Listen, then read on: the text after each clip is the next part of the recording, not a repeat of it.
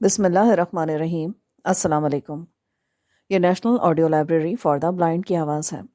آج آپ سن رہے ہیں کتاب خون اور آنسوں کا دریا۔ اس کے مصنف ہیں قطب الدین عزیز اور اس کا ترجمہ کیا ہے سلیم منصور خالد اور ظہور احمد قریشی نے۔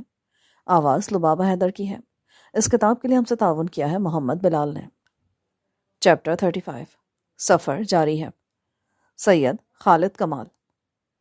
جب مشرقی پاکستان علیحدہ ہوا اور بنگلہ دیش وجود میں آیا تھا، اس وقت سے لے کر اب تک بے شمار لوگوں نے مختلف زبانوں میں اور مختلف ممالک میں اس موضوع پر کتابیں شائع کی ہیں۔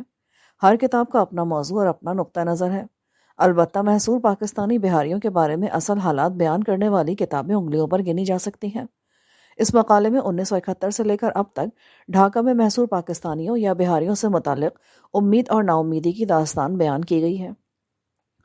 پاکستان کی پچھلی نسل 1971 میں مشرقی پاکستان کی علیحدگی کے بارے میں تھوڑا بہت جانتی ہے، لیکن پاکستانی کی اکثریت زندگی کے روزمرہ جھمیلوں میں کچھ اس طرح سے الجھی ہوئی ہے کہ انہیں کئی معاملات میں کچھ یاد نہیں یا کچھ بھی معلوم نہیں ہے۔ بنگلہ دیش اور پاکستان میں پڑھائی جانے والی نصابی کتابیں صرف حکومتوں کے منظور کردہ موقف کو ہی بیان کرتی ہیں، جس میں محصور پاکستانیوں یا بہاریوں کے بارے میں کچھ بھی بتلایا نہیں گیا۔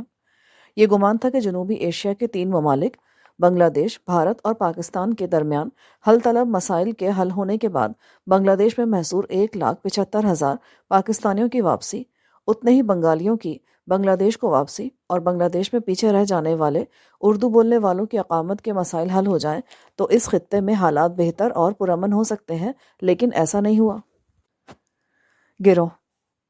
آئیے سب سے پہلے متاثرہ آبادی سے متعلق اصطلاحی حوالے کے بارے میں وضاحت ہو جائے۔ اس گروہ کی شناخت کے بارے میں کئی ایک غلط فہمیاں پائی جاتی ہیں۔ 14 اگست 1947 سے پہلے بھارت، پاکستان اور بنگلہ دیش میں بسنے والے تمام شہری برطانوی نو آبادی ہندوستان کے شہری تھے۔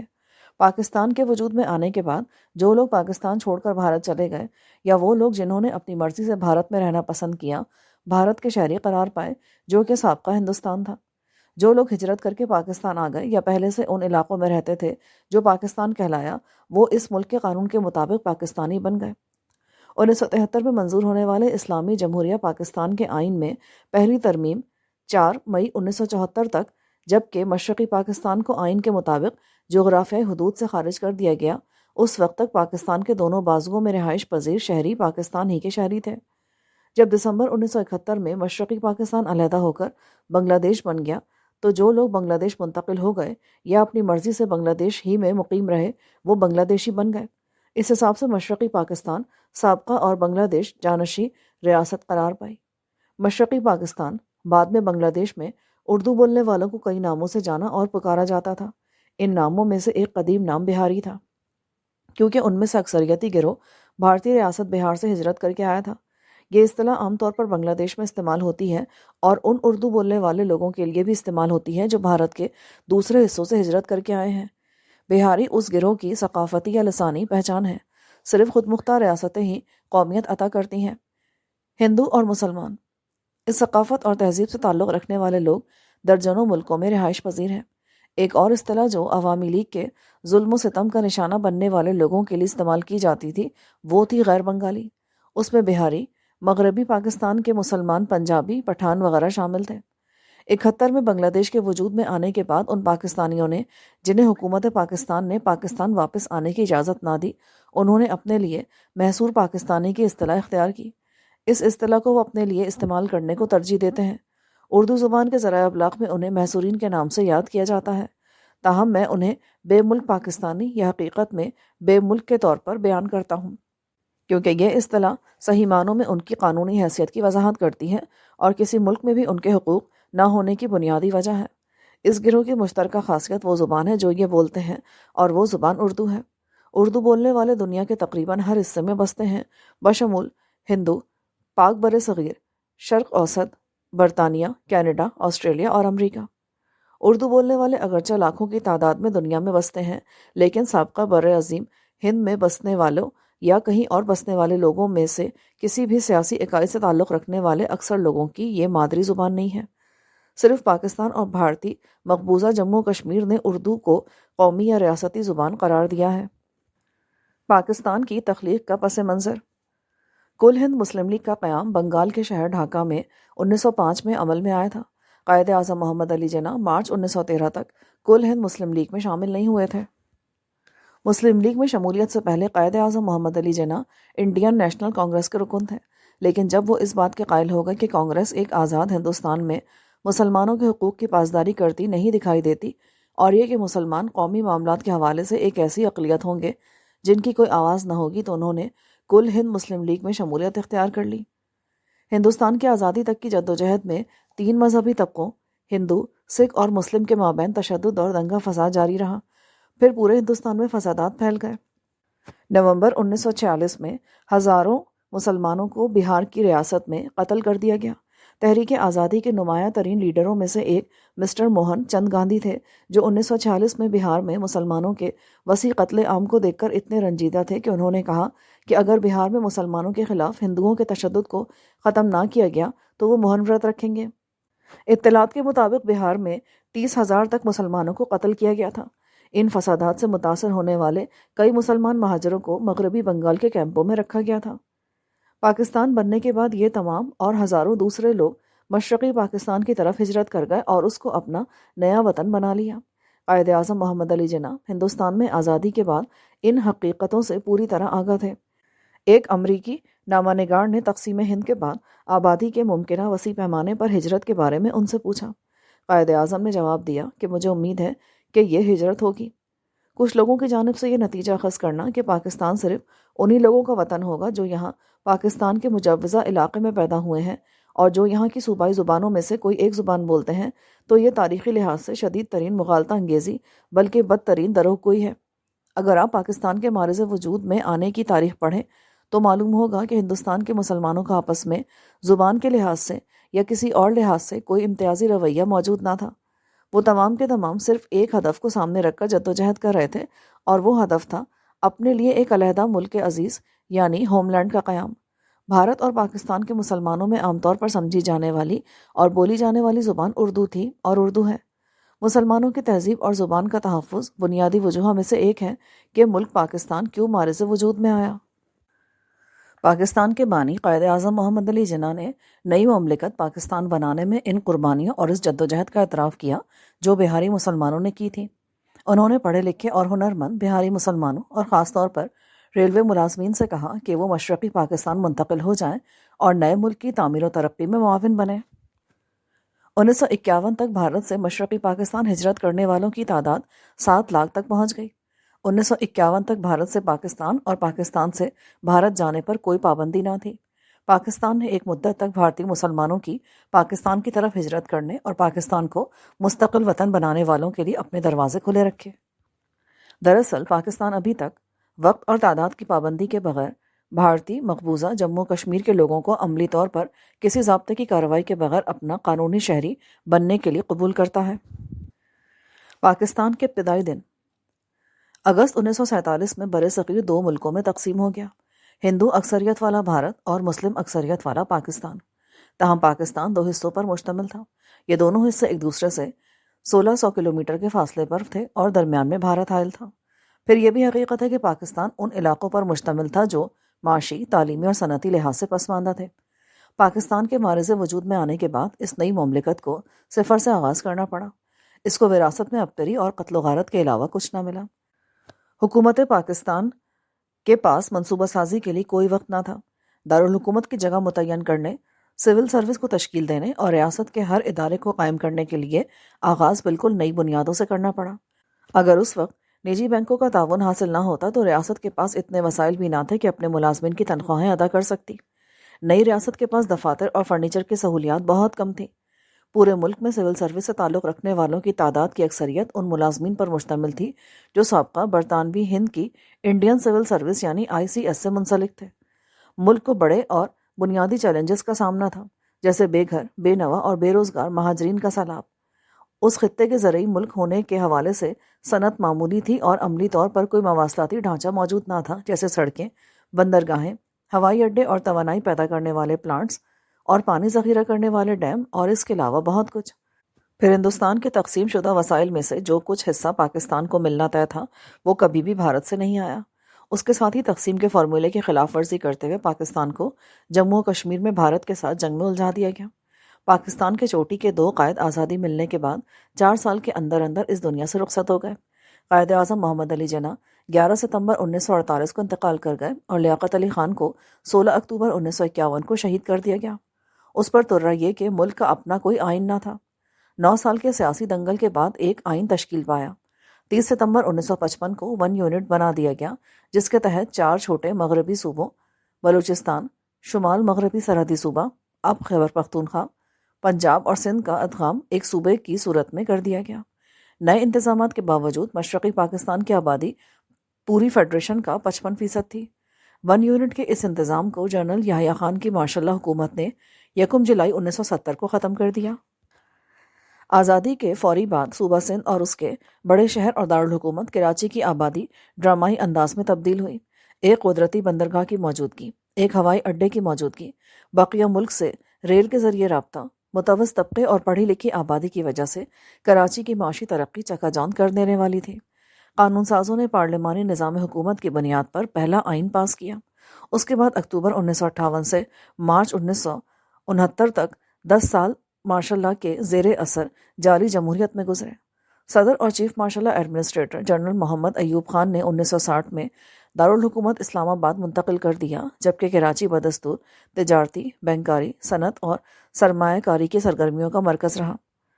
تقسیم ہند سے پہلے کے سندھ سے تعلق رکھنے والے دور اندیش اور فیاض قائدین کی ہمدردیاں بہار، دہلی، حیدرآباد، دکن وغیرہ کے اجڑے ہوئے مسلمانوں کے ساتھ تھیں اور انہوں نے ہجرت کرنے والے ان مہاجروں کے پہلے قافلوں کو صوبہ سندھ میں بسایا۔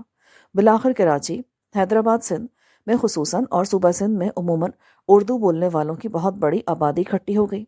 اس طرح اردو بولنے والوں کی اکثریت صوبہ سندھ کے بڑے شہری مراکز یعنی کراچی، حیدرآباد اور نواب شاہ میں آباد ہوئی۔ زراعت یعنی کھیتی باڑی سے متعلق ہونے کی وجہ سے سندھیوں کی آبادی پورے سندھ میں اور زیادہ تر یہ دیہات میں پھیلی ہوئی ہے۔ پچھلے اشروں میں انہوں نے تعلیم اور روزگار میں بہت ترقی کی ہے۔ مشرقی اور مغربی پاکستان میں تعلقات۔ مشرقی اور مغربی پاکستان کے درمیان مفادات میں توازن قائم رکھنا ریاست کے لیے ایک بہت بڑا چیلنج تھا۔ دونوں صوبے نہ صرف جغرافیہ لحاظ سے ایک دوسرے سے دور تھے، بلکہ ان کے درمیان لسانی اور ثقافتی اختلافات بھی تھے۔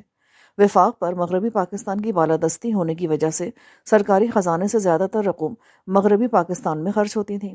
تاریخی لحاظ سے مسلح افواج میں بھرتی بھی زیادہ تر مغربی پاکستان سے ہوتی تھی۔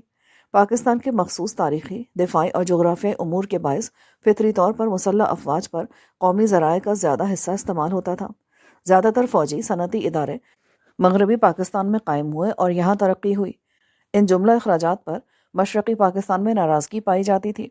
مشرقی پاکستان کی ترقی کے لیے ناکافی ذرائع مختص کیے جاتے تھے۔ اس کے علاوہ حکومت پاکستان نے اپنے لیے ایک نیا دارالحکومت اسلام آباد میں بنانے کا فیصلہ کیا۔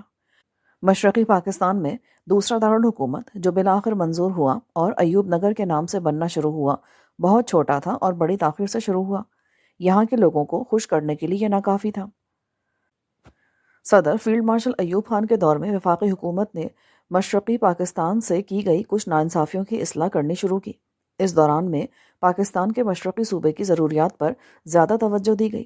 ایک ادارہ تشکیل دیا گیا جس کا نام قومی یکجہتی کونسل یعنی کونسل فار نیشنل انٹیگریشن رکھا گیا، جس کا خاص فریضہ یہ تھا کہ وہ پاکستان کی دونوں وحدتوں کے درمیان ہم آہنگی اور اتفاق پیدا کرے۔ بنگلہ کو پہلے ہی پاکستان کی 2 سرکاری زبانوں میں سے ایک مان لیا گیا تھا۔ سول سروس اور افواج پاکستان میں بنگالیوں کا حصہ بڑھا دیا گیا تھا۔ دوسرے اور تیسرے 5 سالہ منصوبوں میں مشرقی پاکستان میں سرکاری سرمایہ کاری بھی بڑھا دی گئی۔ ریڈیو اور ٹیلی ویژن پر نشر کیے جانے والے قومی خبرنامے میں بنگلہ کو مستقل طور پر شامل کر دیا گیا۔ پھر مشرقی پاکستان میں بھی اردو بولنے والے وفاق کے سیاسی اور انتظامی معاملات میں اثر و رسوخ رکھتے تھے، جس کا اہم سبب ایک یہ تھا کہ وہ مغربی پاکستان میں موجودہ حکمرانوں سے زبان اور تہذیب کے حوالے سے بسہولت تال میل رکھتے تھے۔ مشرقی پاکستان میں اردو خواہ 1947 تا 1970۔ بہار سے اردو بولنے والے مسلمان کئی مرحلوں میں مشرقی پاکستان پہنچے۔ ان کو پاکستان سٹیزن شپ ایکٹ کے تحت پاکستانیوں کے طور پر قبول کیا گیا۔ نئے آنے والے بہاریوں نے چاہے اپنی قسمت سے یا اپنی محنت کے بل بوتے پر اپنے نئے گھر مشرقی پاکستان میں اچھی کارکردگی کا مظاہرہ کیا۔ وہ تہذیبی اور نسلی لحاظ سے مقامی بنگالی آبادی کے مقابلے میں بہر طور الگ پہچان رکھتے تھے۔ اس طرح اردو بولنے والے بہاری مغربی پاکستانیوں کے زیادہ قریب ہو گئے، جو کہ پاکستان کے اوائل کے برسوں میں پاکستان کی سیاست پر زیادہ اثر و رسوخ رکھتے تھے۔ لسانی اور تہذیبی اختلافات اور تھوڑے وقت یعنی صرف 10-15 برس کی وجہ سے مشرقی پاکستان میں آئے اردو بولنے والے بہاری مقامی زبان، کلچر اور معاشرے میں تیزی سے رچ بس نہ سکے۔ کسی معاشرے میں رچ بس جانے کا عمل ہمیشہ رضاکارانہ طور پر اپنی فطری رفتار یعنی دو نسلوں کے پروان چڑھنے سے ہوتا ہے۔ قانون کے مطابق برابری کے حقوق حاصل کرنے اور ان سے مستفید ہونے کے لیے ضروری نہیں کہ تمام شہری ایک زبان بولیں، ایک ہی تہذیب کے پابند ہوں یا تہذیبی طور پر ایک جیسے ہوں۔ صوبائی سطح کے کئی ایک اہم معاملات پر اردو بولنے والے لوگوں کا نقطہ نظر اور ان کی حیثیت مشرقی پاکستان میں پسندیدہ نہیں تھی۔ پاکستان کی آزادی کے فوری بعد بنگالی اکثریت نے مطالبہ کیا کہ بنگلہ زبان کو صوبے کی سرکاری زبان کا درجہ دیا جائے اور وفاق میں اردو کے مقابلے میں برابر کا درجہ دیا جائے۔ ابتدا میں قومی قیادت نے اس مطالبے کو سرسری انداز میں دیکھا اور وزن نہ دیا۔ یہ بڑی نہ دور اندیشی تھی، گویا کہ بے دہانی میں پاکستان کو توڑنے کی طرف یہ پہلا قدم ثابت ہوا جس کو بنیاد بنا کر مخالف قوتوں نے اپنا تمام تر پروپیگنڈا وضع کیا۔ پھر بدقسمتی یہ ہوئی کہ مشرقی پاکستان میں اردو بولنے والوں کی اکثریت نے بنگالی زبان کے مطالبے کی حمایت کے لیے کوئی کوشش نہ کی۔ مشرقی پاکستان میں اردو بولنے والوں کے بارے میں کئی ایک غلط فہمیاں پائی جاتی تھیں۔ مثال کے طور پر یہ کہ اردو بولنے والے لوگوں کے ساتھ ملازمتوں اور تجارتی مواقع دینے کے حوالے سے ترجیحی سلوک کیا جاتا ہے۔ اس دور میں مشرقی پاکستان کے صنعتی اداروں میں کام کرنے والے ہنرمند مزدوروں کی اکثریت اردو بولنے والی تھی۔ مشرقی پاکستان میں اردو بولنے والوں کے خلاف مختلف الزامات میں سے اس ایک الزام میں کچھ سچائی نظر آتی ہے کہ انہوں نے وفاق کے خلاف مشرقی پاکستان کی شکایات اور محرومیوں کے حوالے سے بنگالیوں کے ساتھ یکجہتی کا مظاہرہ نہیں کیا۔ 1954 تک بہاریوں بنگالیوں کے درمیان اتنی کشیدگی پیدا ہو گئی کہ ڈھاکہ، نارائن گنج اور کھلنا میں اردو بولنے والی اقلیت کے خلاف فسادات پھوٹ پڑے۔ اکثریت رکھنے والے بنگالی یہ سمجھتے تھے کہ بہاری مراد یافتہ اور قابل نفرت مغربی پاکستانیوں کے نمائندے ہیں۔ بہاریوں کو تہذیبی طور پر ممتاز سمجھا جاتا تھا، جو اپنی زبان اور سماجی اقدار کے ساتھ بڑی سختی سے چمٹے ہوئے ہیں۔ اس میں کوئی شک نہیں کہ وفاقی حکومت کے عمل اور غلطیوں کی وجہ سے مشرقی پاکستان کے سیاستدانوں کو اپنے ووٹروں کے ذہنوں میں بے تحاشا نفرت کے بیج بونے کے مواقع میسر آئے۔ مشرقی پاکستان کے قوم پرست سیاستدانوں نے بڑی چالاکی سے بنگالی اکثریت کے جذبات کو مشتعل کیا اور یوں اپنی مطلب براری کے لیے ان کا استحصال کیا۔ بنگالی احساس برتری کا ستم۔ مشرقی پاکستان میں 1970 کے انتخابات میں انتخابی مہم کے عرصے میں اور پھر انتخابات کے دوران بہت سے واقعات کے کھلے اور دستاویزی ثبوت موجود ہیں کہ عوامی لیگ یعنی مشرقی پاکستان کی غالب سیاسی جماعت نے مد مقابل سیاسی جماعتوں کے خلاف تشدد کا مظاہرہ کیا۔ بہرحال قومی انتخابات میں عوامی لیگ کی فتح اس شکل میں سامنے آئی کہ ان واقعات کے بارے میں کوئی مزید تفتیش نہیں کی گئی۔ حکومت پاکستان عوامی لیگ کے ساتھ اعلیٰ ترین سطح پر ایک سیاسی حل ڈھونڈنے کے لیے بات چیت جاری رکھے ہوئے تھی۔ اس دوران عوامی لیگ ایک طاقتور کی حیثیت سے معاملات سے اس طرح نبٹ رہی تھی کہ کسی مصالحت کے لیے تیار نہ تھی۔ پھر ہوا یہ کہ عوامی لیگ بات چیت کے دوران اپنے مطالبات کو بڑھاتی چلی گئی۔ آخرکار وفاقی حکومت پاکستان اپنی بات چیت کی کوششوں میں ناکام ہو گئی۔ قومی اسمبلی کے افتتاحی اجلاس کے 3 ہفتے کے التوا کے بعد وسیع پیمانے پر ابتری پھیل گئی اور تشدد آمیز مظاہرے شروع ہو گئے۔ عوامی لیگ نے 1 مارچ کو عام ہڑتال کا اعلان کیا۔ اس کے فوراً بعد پورے مشرقی پاکستان میں تشدد سے بھرپور کارروائیاں شروع ہو گئیں، جن میں محب وطن بنگالیوں کو ڈرایا دھمکایا گیا اور بہاریوں کو قتل کیا گیا، انہیں جسمانی طور پر معذور کیا گیا، لوٹا گیا اور ان کے گھروں کو آگ لگا دی گئی۔ امر واقع ہے کہ ان خونین واقعات کے بارے میں قومی اور بین الاقوامی پریس میں کچھ بھی شائع نہیں ہوا، اور جو کچھ شائع ہوا اسے دانستہ طور پر بھلا دینے کے مؤثر جتن کیے گئے۔ اس زیادتی میں سبھی شریک کار ہیں، اپنے بھی اور پرائے بھی۔ 25 مارچ 1971 کی رات جب پاکستانی فوج امن و امان قائم کرنے کے لیے حرکت میں آئی اور اس نے پورے صوبے میں حکومتی اختیار قائم کیا تو بہاری اور غیر بنگالی آبادی کو وقتی طور پر سکون نصیب ہوا۔ پورے مشرقی پاکستان میں پھیلے ہزاروں غیر بنگالیوں کو بچایا جانا تھا۔ 1 مارچ سے اپریل کے تیسرے ہفتے تک جبکہ پاکستانی فوج نے دوبارہ اختیار حاصل کیا، سرکاری رپورٹ کے مطابق 73,649 بہاری قتل کیے جا چکے تھے۔ زخمیوں اور جائیداد کے نقصانات کے بارے میں اعداد و شمار نہیں دیے گئے تھے۔ فی الحقیقت یہ اعداد و شمار بھی اصل سے بہت کم ہے۔ بنگلہ دیش اور غیر ملکی دانشوروں نے ان واقعات اور حالات کی بار بار تصدیق کی ہے۔ مشرقی پاکستان میں اردو بولنے والے لوگوں کی تعداد کل آبادی کا بمشکل 2% تھی۔ ان کے پاس ہتھیار نہیں تھے، اس لیے وہ اپنی حفاظت کرنے سے قاصر تھے۔ ان کی مشابہت مغربی پاکستانیوں سے اتنی ملتی جلتی تھی کہ وہ بڑی آسانی سے لوگوں کے غصے کا شکار ہو گئے۔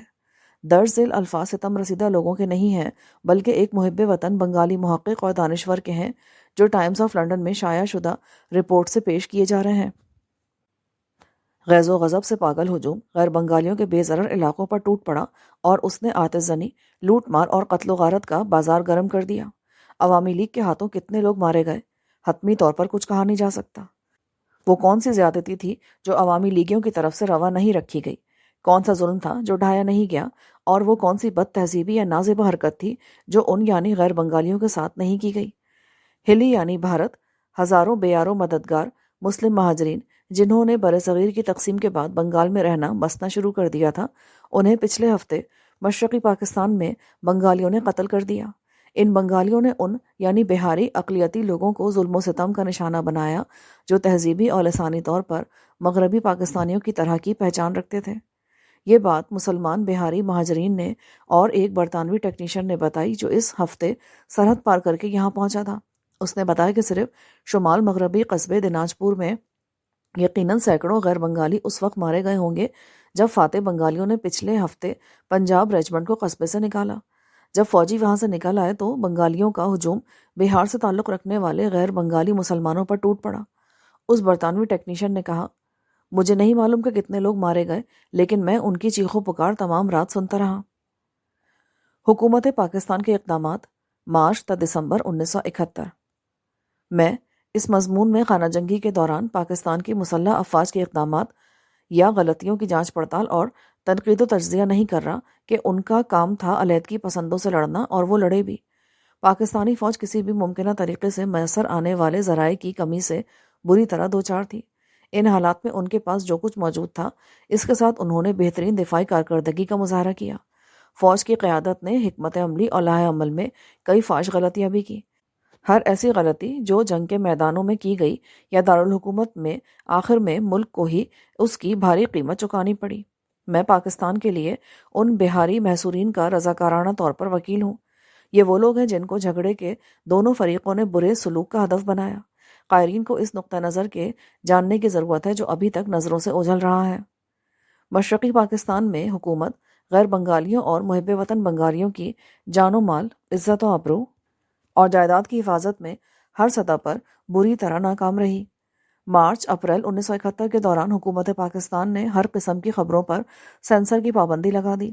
ان میں وہ خبریں بھی تھیں جو قلیل التعداد غیر بنگالی لوگوں کے خلاف انسانیت سوز تشدد سے متعلق تھیں۔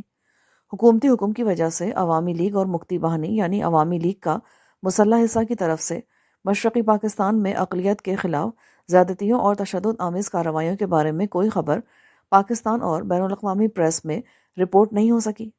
مارچ 1971 کے آخر میں مشرقی پاکستان میں فوج کو حرکت میں لانے سے پہلے حکومت پاکستان نے ایک عاقبت نااندیش فیصلے کے تحت تمام غیر ملکی اخبار نویسوں کو ڈھاکہ سے نکال دیا۔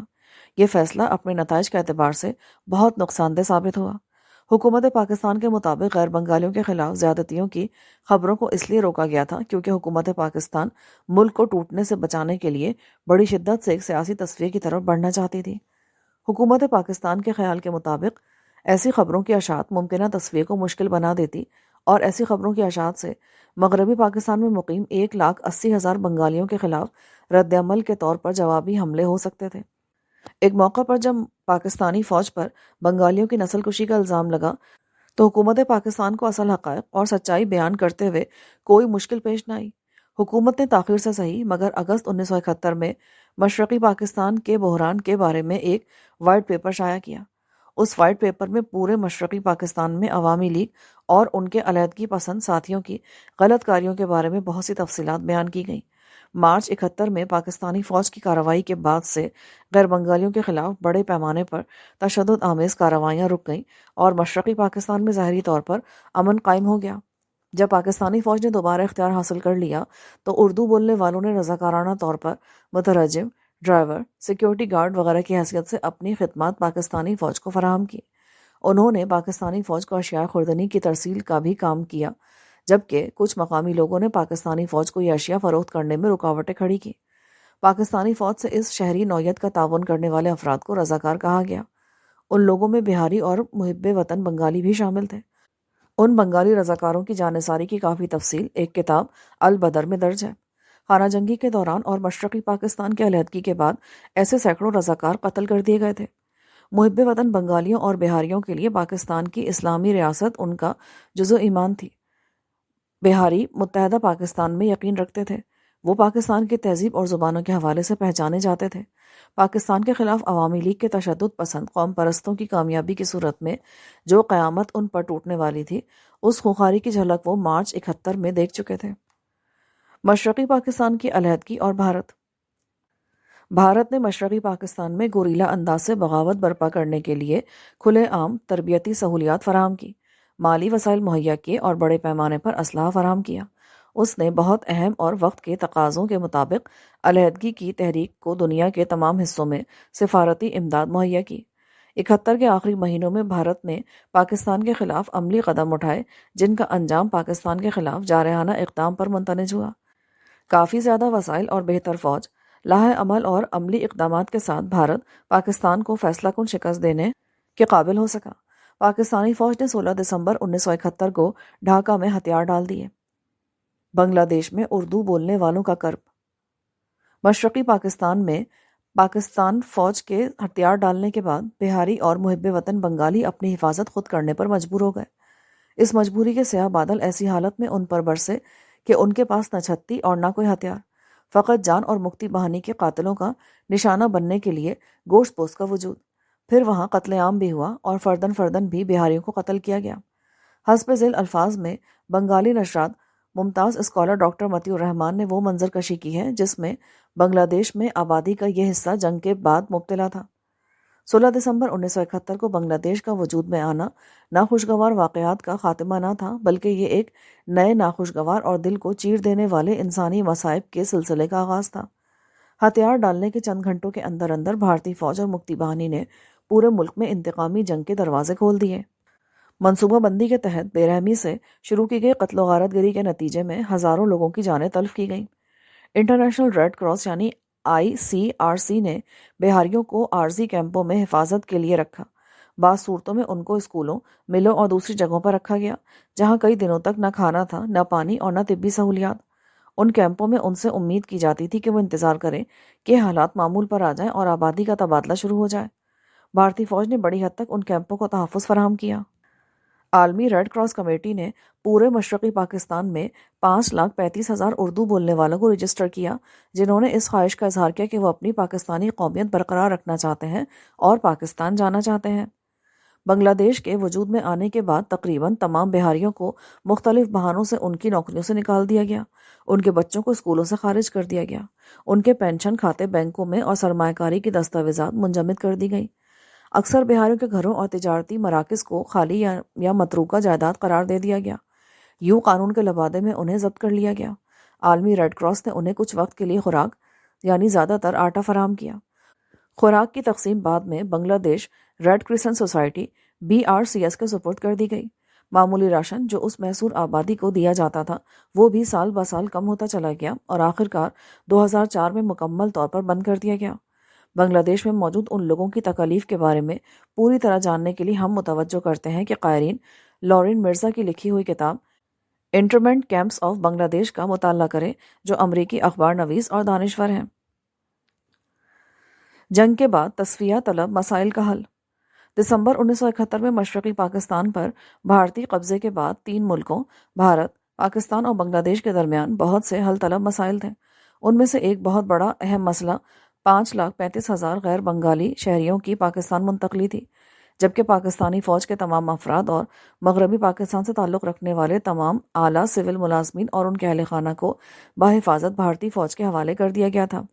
حکومت پاکستان نے اگرچہ اپنے وائٹ پیپر میں اعتراف کیا تھا اور کہا تھا کہ اس کے شہریوں کو پورے صوبے میں تشدد کا نشانہ بنایا گیا تھا، لیکن حیرت انگیز طور پر اب انہی شہریوں کے بارے میں حکومت پاکستان کا موقف بالکل مختلف تھا۔ بنگلہ دیش حکومت اور عوام نے اس آبادی کی تصاویر بنانے اور ان کی آواز ریکارڈ کرنے تک کے حوالے سے اچھے خاصے غصے کا اظہار کیا تھا۔ حکومت پاکستان نے اس بات پر زور دیا کہ جو لوگ اس وقت بنگلہ دیش میں رہ رہے ہیں وہ بنگلہ دیش کی ذمہ داری ہے، اور یہ کہ ان شہریوں کے حوالے سے پاکستان کی کوئی ذمہ داری نہیں۔ وہ لوگ کہ جن کا پاکستان بنانے میں ہاتھ تھا، جنہوں نے 1970 کے قومی اور صوبائی انتخابات میں حصہ لیا، جنہوں نے ملک کو متحد رکھنے کے لیے اپنا خون بہایا اور اپنی جانیں دی، جنہوں نے بجا طور پر مختلف طریقوں سے پاکستانی قومی فوج کی مدد کی، اور جنہوں نے بدستور پاکستانی رہنے کا فیصلہ کیا، ایسے بے بس اور مظلوم شہریوں کے ساتھ بے وفائی کی ایسی بدترین مثال تاریخ میں ملنا مشکل ہے۔ بنگلہ دیش اردو بولنے والوں کو باغی اور فوج کا مددگار یعنی کولیبریٹر گردانتا تھا، اور اس نے انہیں اپنا شہری تسلیم کرنے سے انکار کر دیا تھا۔ یہ اردو بولنے والے صحیح معنوں میں بے ملک تھے۔ پاکستان کا ان اردو بولنے والے شہریوں کو واپس لینے کا کوئی ارادہ نہیں تھا۔ بہرحال ان کے پاس 1,80,000 بنگالی سابق سرونٹس تھے جو پاکستان میں حفاظتی طور پر نظر بند تھے، اور جن سے پاکستان جلد سے جلد چھٹکارا حاصل کرنا چاہتا تھا۔ پاکستان ان لوگوں کو جزوی طور پر تنخواہیں دے رہا تھا اور خوراک بھی مہیا کرا تھا۔ اس مد میں حکومت پاکستان اچھی خاصی رقم خرچ کر رہی تھی، اس لیے بھی ان کو واپس بنگلہ دیش بھیجنا حکومت پاکستان کی ایک ترجیح تھی۔ اس کی دوسری جانب دیکھیے، حکومت پاکستان کو اردو بولنے والے اپنے شہریوں کو واپس لینے میں کوئی دلچسپی نہیں تھی۔ آخرکار حکومت پاکستان وفاقی سول سرونٹس، مغربی پاکستان کے رہائشی لوگوں اور ان کے علاوہ چند ہزار لوگوں کو واپس لینے کے لیے راضی ہو گئی۔ مسٹر ذوالفقار علی بھٹو نے امریکی سفیر کے ساتھ ایک انٹرویو میں اشارہ دیا تھا کہ میں زیادہ دیر تک اور وسیع پیمانے پر چلنے والا آبادی کا تبادلہ نہیں دیکھ رہا۔ حکومت پاکستان اتنے ہی محصورین کو واپس لینے کے لیے تیار تھی جتنے اس نے دینے تھے۔ جیسے ہی آخری بنگالی مغربی پاکستان سے روانہ ہو کر ڈھاکہ ہوائی اڈے پر ہوائی جہاز سے اترا، حکومت پاکستان نے بنگلہ دیش میں باقی اردو بولنے والے پاکستانیوں کی آبادی کے تبادلے کا پروگرام بند کر دیا، اور پچھلے 4 اشروں سے وہ اسے بند رکھے ہوئے ہے۔ پاکستان کو معلوم تھا کہ اس کے شہریوں کو بنگلہ دیش میں کن جان لیوا خطرات کا سامنا ہے۔ اس کو زیادتی کی ہر واردات کی خبر مل رہی تھی۔ یہی وجہ ہے کہ اس نے غیر ملکی حکومتوں کو مداخلت کرنے کے لیے بھی کہا، حتیٰ کہ اس نے بنگلہ دیش سے ان لوگوں کی جاں بخشی کے لیے درخواست کی تھی۔ حالانکہ اس وقت تک پاکستان نے بنگلہ دیش کو تسلیم نہیں کیا تھا۔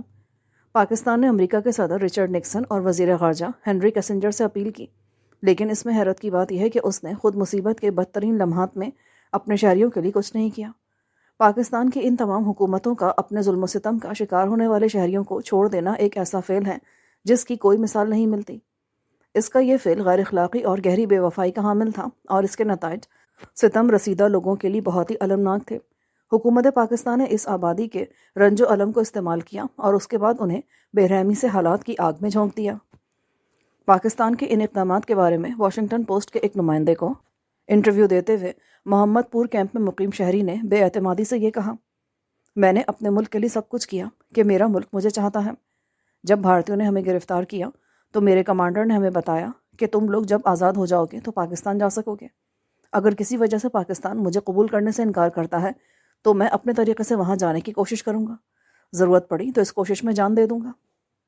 پاکستان کے اقدامات کی وجہ سے 2.5 لاکھ سے زائد لوگ ایسی زندگی گزارنے پر مجبور کر دیے گئے ہیں جو کسی بھی طرح انسانوں کی زندگی نہیں کہلائی جا سکتی۔ ان کا ماضی دردناک تھا، ان کا حال اس سے بھی برا ہے، اور ان کا مستقبل بدترین اور مخدوش ہے۔ کیمپ میں موجود ایک عورت نے وائس آف امریکہ کے نمائندے سے پوچھا، جو کچھ پاکستان کے حکمرانوں نے ہمارے ساتھ کیا ہے، اس کے بعد وہ اسلام آباد میں چین کی نیند کیسے سو سکتے ہیں؟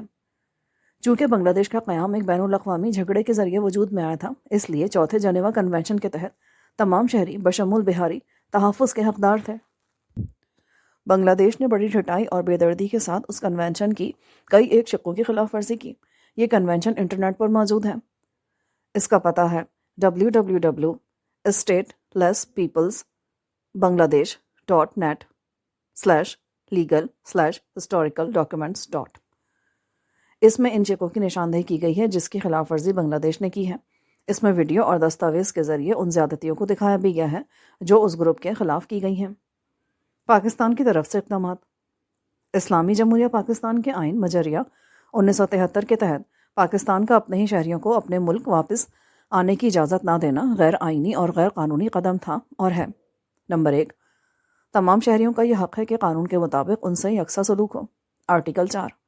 2، کوئی بھی قانون جو بنیادی حقوق کو سلب کرے یا کم کرے، اور ہر وہ قانون جو اس شق کی خلاف ورزی میں وضع کیا جائے، وہ کالعدم قرار پائے گا۔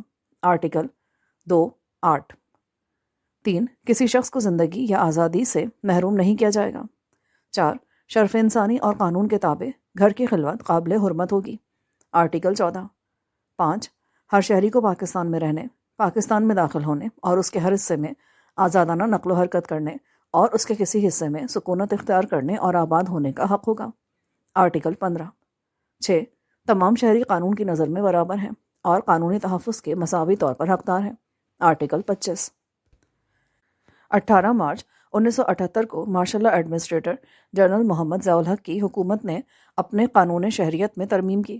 پاکستان کے قانون شہریت کی یہ ترمیم محصور پاکستانیوں کے خلاف امتیازی سلوک کا منہ بولتا ثبوت تھا، جو قدرتی انصاف کے اصولوں کی خلاف ورزی ہے اور قانون کے مناسب طریقہ کار کی خلاف ورزی ہے۔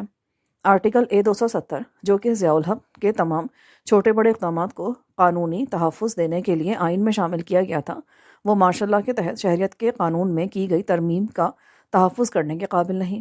اس مضمون کو میری پٹیشن اور ایمیکس بریف میں تفصیل سے بیان کیا گیا ہے۔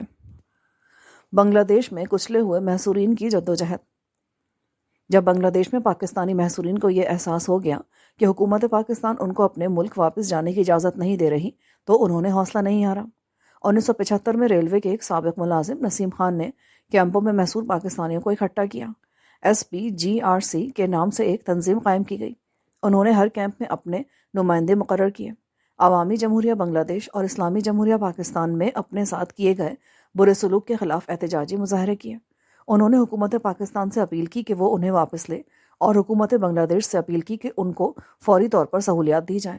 نسیم خان نے اس بات کو یقینی بنایا کہ وہ بنگلہ دیش آنے والے ہر پاکستانی اعلیٰ سرکاری افسر سے ملاقات کریں۔ وزیر اعظم ذوالفقار علی بھٹو سے لے کر صدر جنرل پرویز مشرف تک وہ ہمیشہ اس بات پر زور دیتے رہے کہ انہیں اپنے قانونی، جذباتی اور روحانی گھر پاکستان جانے کا حق دیا جائے۔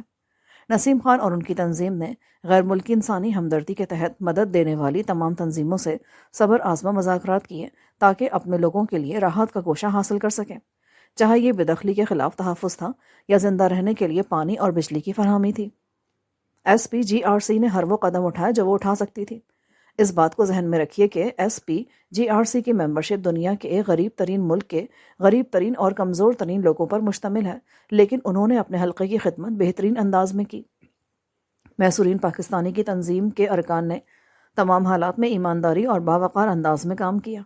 انہوں نے مجھے پاکستان میں ان کے لیے کام کرنے کے لیے مختار نامہ دیا اور بنگلہ دیش میں محصورین کی پاکستان واپسی کے لیے ایک پٹیشن بھی مہیا کی جس پر 2000 افراد کے دستخط ہیں۔ ان کیمپوں میں موجود کئی لوگ متوسط طبقے سے تعلق رکھتے تھے اور اپنے لیے اور اپنے بچوں کے لیے جائز خواہشات اور کئی خواب رکھتے تھے۔ بنگلہ دیش میں ان کے ساتھ ناروا بلکہ غیر انسانی برتاؤ نے انہیں راتوں رات قلاش بنا دیا۔ یہ صاف دل، محنتی اور باوقار لوگ ہیں۔ جنگ کے فوراً بعد وہ اپنی جمع پونجی، خوراک اور ادویات کے لیے اونے پونے داموں فروخت کرنے پر مجبور ہو گئے۔ ان میں سے بہت سے ہنرمند اور میکینک ہیں۔ انہوں نے اپنی ہنرمندی کو بروئے کار لاتے ہوئے روزی روٹی کمائی اور ہر وہ کام کیا جو انہیں میسر آیا، بجائے اس کے کہ وہ غیروں کی مہربانی کے سہارے زندگی گزاریں۔ ان کیمپوں میں اکثر لوگوں کو کوئی نہ کوئی کام مل جاتا ہے، کیونکہ بنگلہ دیش میں یہی وہ لوگ ہیں جن کو آج بھی بہت کم اجرت ملتی ہے۔ اس لیے ان کے پورے خاندان کو بشمول بچوں کے زندگی کی ضروریات حاصل کرنے کے لیے خاصی تگودو کرنی پڑتی ہے۔ چاروں طرف مسلط شدہ مکمل مایوسی دیکھنے کے بعد ان کیمپوں میں موجود ہزاروں لوگوں نے اگست 1979 میں فیصلہ کیا کہ وہ پیدل چل کر اور 1600 کلومیٹر کا فاصلہ طے کر کے پاکستان پہنچیں گے، حتیٰ کہ وہ راج شاہی کے مقام پر آ گئے جو بنگلہ دیش اور بھارت کی سرحد پر واقع ہے۔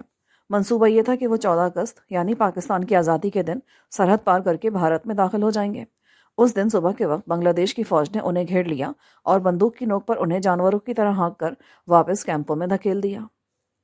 غیر ملکی سرزمین پر محب وطن لوگ۔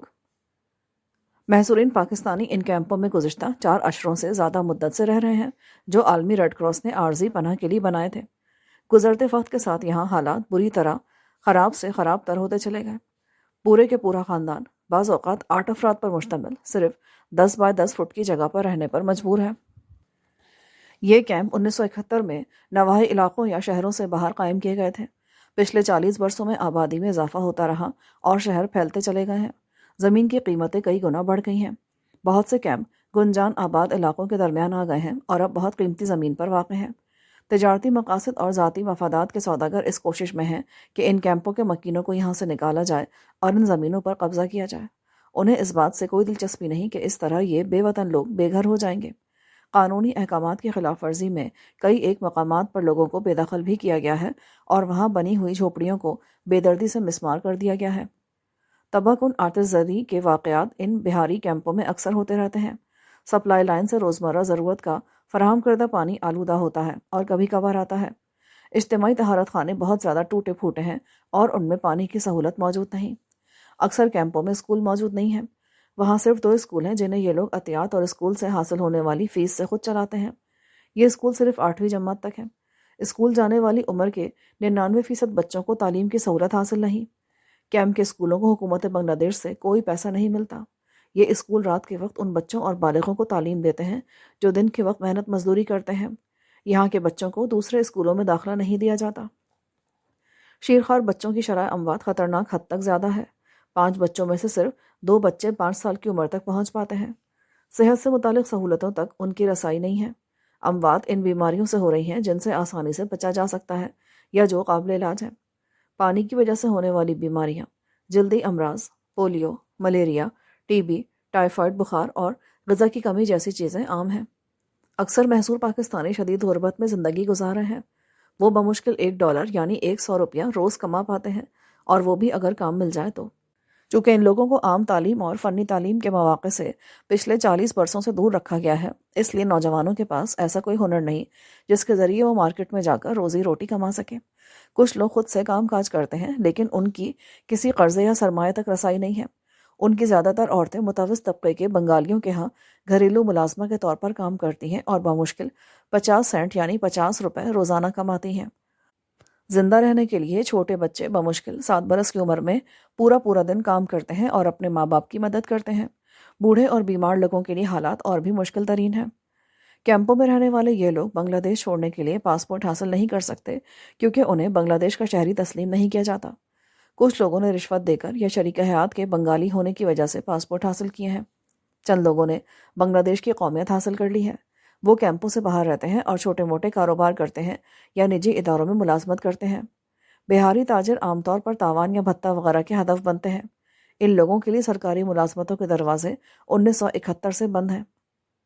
پاکستان آنے والوں کی صورتحال۔ وہ لوگ جو 1971 کی جنگ کے بعد پاکستان پہنچے، وہ اپنے زخموں کو سہلاتے رہے اور اپنے نقصان کو برداشت کرتے رہے۔ وہ اپنے تن کے کپڑوں کے سوا کچھ بھی اپنے ساتھ نہیں لا سکے تھے۔ یہ لوگ معاشرے یا حکومت پر کبھی بھی بوجھ نہیں بنے۔ وہ اگرچہ ایسے حالات سے گزر کر آئے تھے جنہوں نے انہیں نہ صرف جسمانی بلکہ نفسیاتی طور پر جھنجھوڑ کے رکھ دیا تھا، لیکن وہ ایک منظم گروہ کی طرح ابھرے اور کراچی کے علاقے اورنگی ٹاؤن شپ میں آ بسے۔ اس وقت وہاں کی آبادی 25 لاکھ لوگوں پر مشتمل ہے۔ یہ وہ آبادی ہے جس نے کراچی میٹروپولیٹن کارپوریشن سے کوئی سہولتیں حاصل نہیں کی۔ یہاں کے رہنے والوں نے اپنے آپ کو خود منظم کیا اور بغیر کسی بیرونی مدد کے صاف پانی کی فراہمی اور گندے پانی کی نکاسی کا نظام خود کھڑا کیا ہے۔ اورنگی ٹاؤن شپ ایک چھوٹے سے اس انقلاب کی جائے پیدائش قرار پائی جس کا نام اورنگی پائلٹ پروجیکٹ ہے، یعنی OPP۔ اپنی مدد آپ کے تحت اس پروجیکٹ کا آغاز گندے پانی کے نکاس اور صاف پانی کی فراہمی کے لیے سہولتیں مہیا کرنے سے ہوا۔ اس کے ساتھ ہی بہت نچلی سطح اور بہت کم سرمایہ کے ساتھ علاقے کی فلاح کے منصوبوں کا آغاز ہوا، جیسے کہ اسکول اور کلینک وغیرہ۔ اس تجربے کے خطوط پر صوبہ سندھ اور صوبہ پنجاب کے کئی شہروں اور دیہات میں ایسے منصوبوں پر عمل درآمد جاری ہے۔ اس منصوبے کی کامیابی نے کئی ایک بین الاقوامی اداروں کی توجہ اپنی طرف مبذول کرائی، جیسے یونیسیف۔ اورنگی ٹاؤن کی خواتین نے نچلی سطح پر ایک مالیاتی نظام شروع کیا ہے جس کا مقصد علاقے کے لوگوں کے لیے معاشی مواقع پیدا کرنا ہے۔ ان کوششوں کو امریکہ کی بنائی گئی دستاویزی فلم اورنگی کی خواتین یعنی ویمن آف اورنگی میں دکھایا گیا ہے۔ یہاں کے شہریوں کی کامیابی کا سہرا خود انہی کے سر اور ملک کے سر پر ہے۔ پاکستان کی غالب نسلوں کے درمیان اردو بولنے والوں کے بارے میں تصورات اور سلوک ایسے موضوعات ہیں کہ قائرین کو موجودہ حقائق کے بارے میں آگاہ کیا جائے۔ سوائے صوبہ سندھ کے پاکستان کے صوبوں میں اردو بولنے والوں کی تعداد کم ہے۔ صوبہ سندھ میں ان کی تعداد 21% ہے، لیکن سندھی قوم پرستی کے زیر اثر سیاستدان چاہتے ہیں کہ آبادی کا یہ حصہ بھی مکمل طور پر غائب ہو جائے تو اچھا ہے۔ بنگلہ دیش سے بہاریوں کی منتقلی سے انکار اور محصور پاکستانیوں کی پاکستان آمد کے راستے میں یہ سوچ سب سے بڑی رکاوٹ ہے۔ واپس آنے والوں کی ستم رسیدگی۔ پاکستان کی حکومتوں نے منقسم خاندانوں کو ملانے کے تمام تر مواقع ختم کر دیے تھے اور بنگلہ دیش میں زندگی ناقابل برداشت ہو گئی تھی۔ بہت سارے محصور پاکستانیوں نے مختلف ذریعوں اور راستوں سے واپس آنا جاری رکھا۔ ان محصورین کی واپسی روکنے کے لیے حکومت پاکستان نے سخت اقدامات کیے۔ 80 کے عشرے کے وسط میں پاکستان کے سینٹ نے، جو کہ قومی نمائندگان کا ایوان بالا ہے، ایک قرارداد پاس کی تھی جس میں یہ مطالبہ کیا گیا تھا کہ بنگلہ دیش میں محصور پاکستانیوں کو جلد سے جلد منتقل کیا جائے۔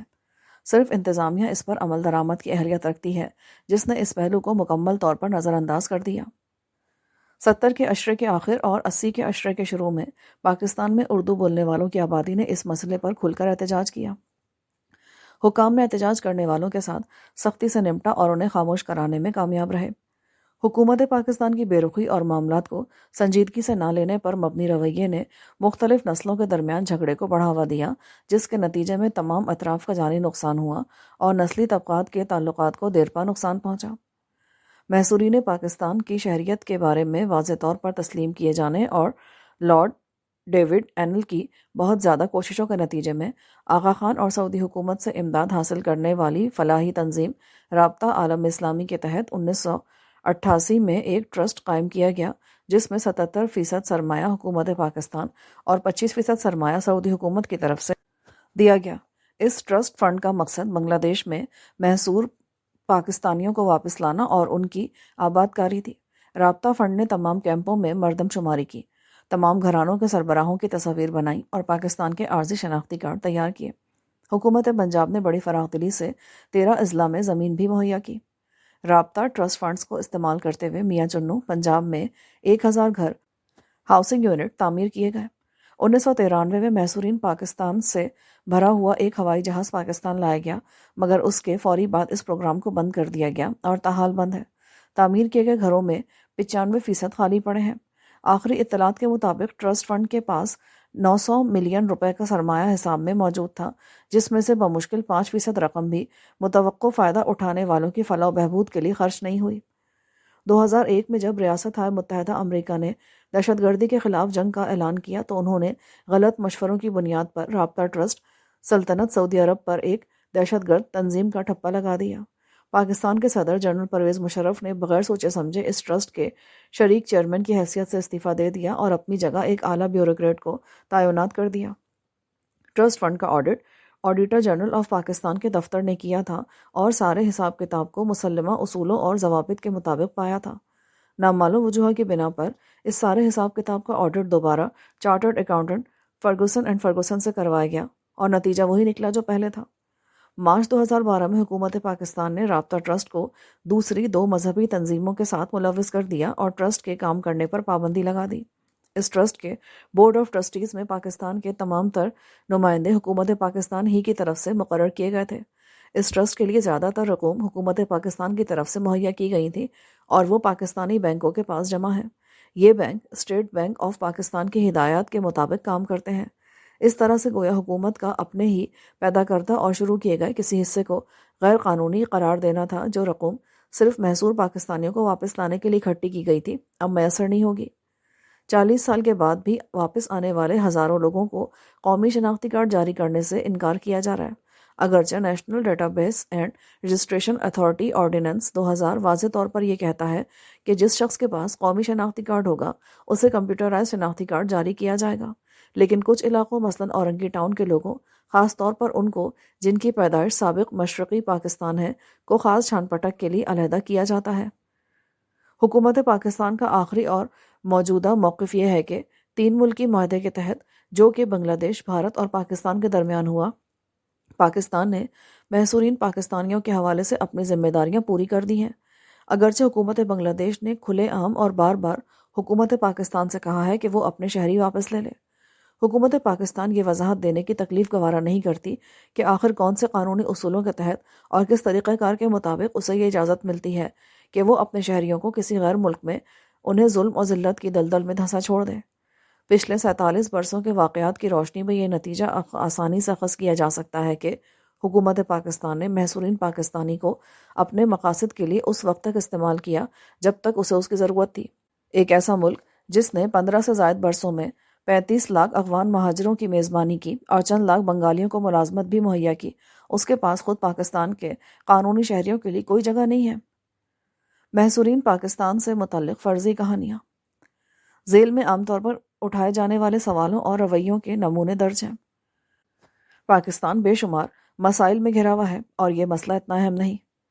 قومیت کی یک طرفہ محرومی کا مسئلہ پاکستانیوں کی اکثریتوں کے لیے شاید مسئلہ نہ ہو، لیکن ان لوگوں کے لیے یہ مسئلہ بڑی اہمیت کا حامل ہے جنہیں کسی غیر ملک میں چھوڑ دیا گیا ہو۔ نہ صرف حکومت پاکستان بلکہ پاکستان کی لسانی اکثریتوں کی طرف سے اس گروہ کا نظر انداز کیا جانا تاریخ نویسوں کی اگلی نسل کے لیے ایک معمہ ہوگا۔ اس گروہ کے لیے قومیت کے انکار پر ہر پاکستانی کی خاموشی ایک مدت تک یاد رکھی جائے گی۔ یہ یقیناً پاکستان کے نام پر ایک دھبا ہوگا۔ پاکستان کے تمام شہریوں کو چاہیے کہ وہ انصاف اور قانون کے مطابق حکمرانی کے لیے کھڑے ہو جائیں۔ اگر کسی فرد یا کسی گروہ کو انصاف کے حصول کے لیے اس وقت تک انتظار کرنا چاہیے جب تک تمام قومی مسائل تسلی بخش طریقے سے حل نہ ہو جائیں تو کسی کو بھی انصاف نہیں ملے گا، کیونکہ تمام مسائل کبھی حل نہیں ہو سکتے۔